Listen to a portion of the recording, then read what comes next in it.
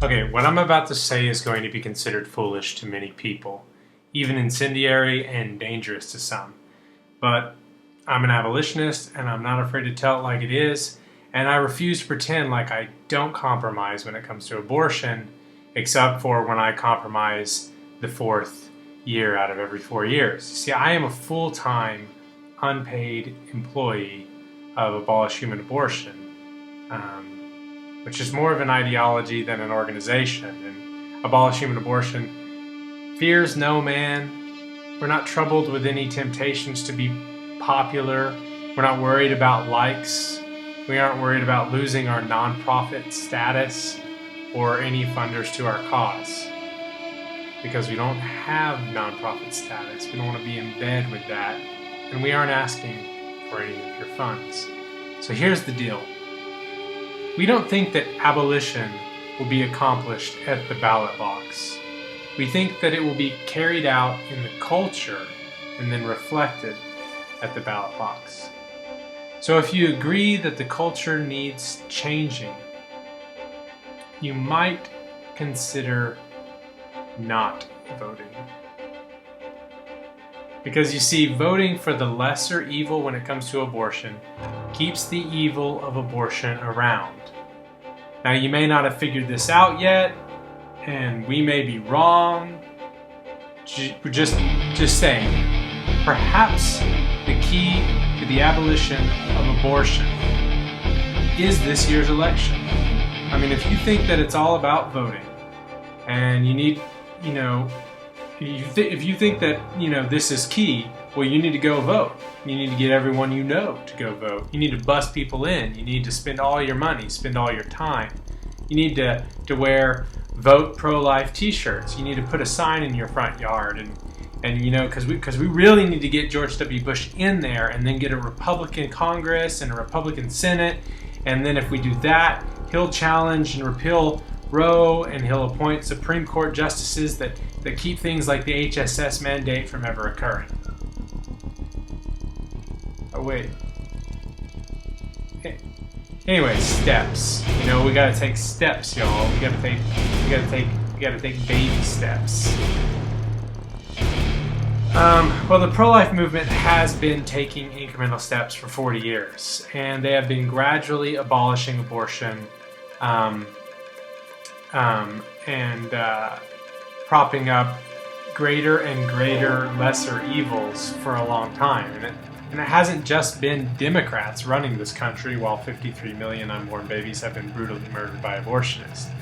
There have been more pro-life presidents since Roe than pro-choice presidents. So perhaps it's time that we tried something different. Because don't you wish that somebody stood up 4 years ago yelling no compromise, and then maybe someone stood up 4 years before that, and then maybe 4 years before that? If we never stand up, they'll never stop lying.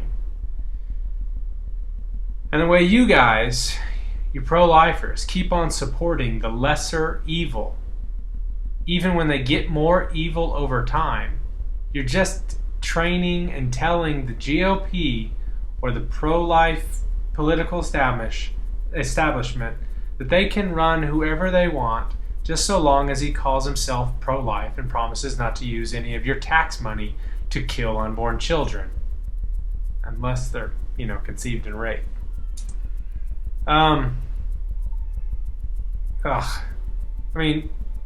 Wake up. Reagan appointed the justices that approved Roe in KC v. Planned Parenthood. Bush appointed the conservative judge that passed the dreaded HSS mandate that's taking away all of our religion and etc.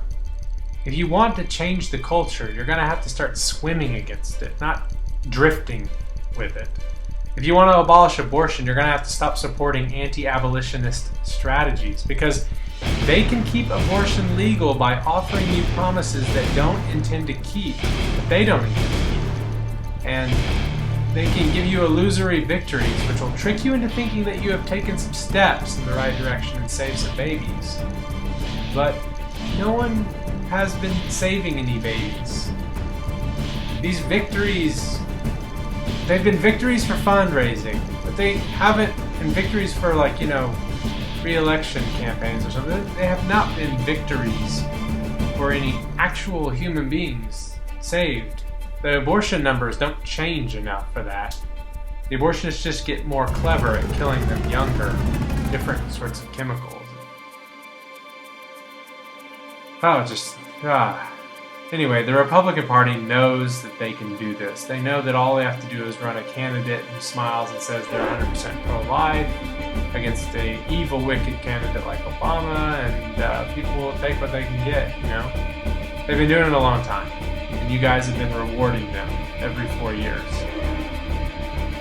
Not to say that I haven't been a part of it myself in the past, but the Republican Party is the pro-life party, and putting them in power will be a step back in the right direction, right?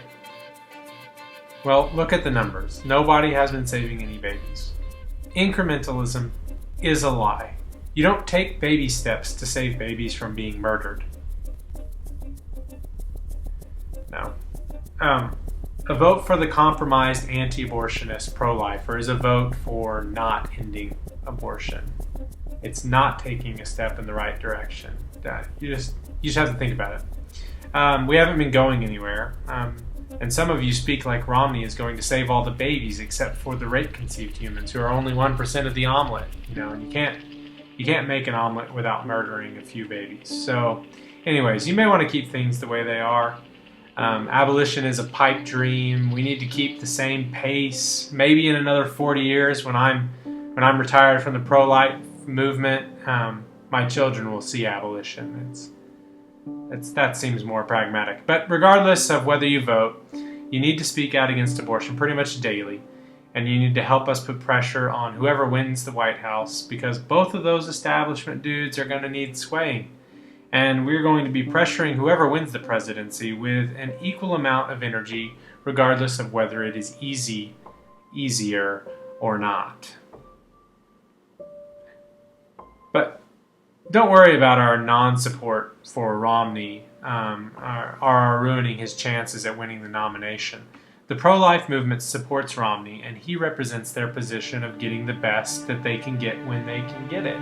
And the abolitionists don't support compromisers, and we can't. It's sort of bound up in our history and intricately tied to our principles and the word abolition.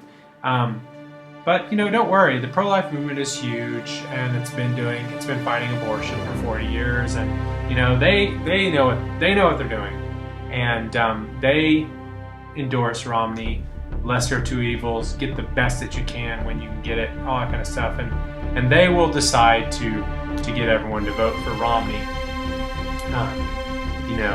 Our voice is small, and it matters very little at the moment, and really, we are standing up now hoping that we are wrong and that Romney does get in there and does work towards abolition. And you don't have to hear from us in 4 years when we run an abolitionist candidate. Maybe we won't have to run an abolitionist, but here's the clincher, and here's why I'm kind of making this rambling video. Earlier today, or yesterday, Romney said that there was no plan to ban abortion or legislate abortion in his agenda. And of course he says this, and then immediately after that interview, you gotta dispatch one of your people to say, Mitt Romney is proudly pro-life, and he will be a pro-life president. And everyone's like, oh good, that's great.